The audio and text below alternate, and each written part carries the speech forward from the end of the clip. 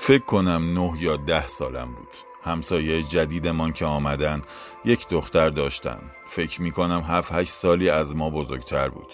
از همان اولش که با لفظ عزیزم با من حرف میزد احساس میکردم چقدر دوستش دارم.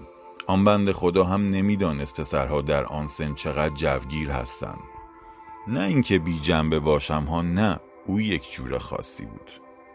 وقتی از دبیرستان می آمد با آن روپوش سرمه‌ای بلندش، با بچه‌ها که مشغول فوتبال بازی کردن بودیم داد می زدم محمد هوایی پاس بده. بعد برای خود نمایی روی آسفالت خشک قیچی برگردان می زدم. بلند می شدم، خودم را می تکاندم، نگاهش می کردم، یواشکی می خندید. بیگمان می دانست که در حالت عادی توان پرش این ارتفاع را ندارم. بعضی روزها هنگام بازگشت به خانه روزنامه پیروزی می خرید. از همانجا بود که لباس آبی استقلالیم را درآوردم.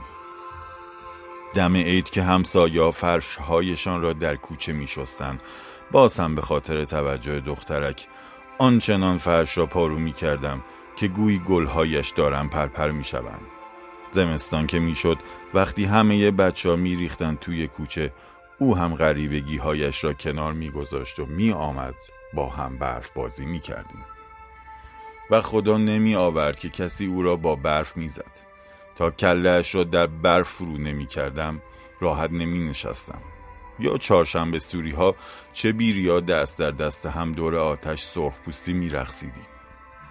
آخرش زمستان همان سال از محله ما رفتن. پنجرهشان را هم با خود بردن. همان پنجره‌ای که از پشتش برای من دست تکان میداد. میدانی من گمان میکنم پسرها همگیشان همین گونه‌اند.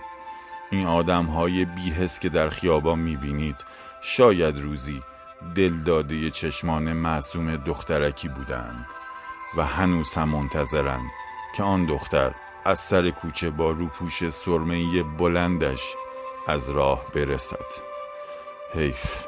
حیف که او سال هاست که دیر کرده.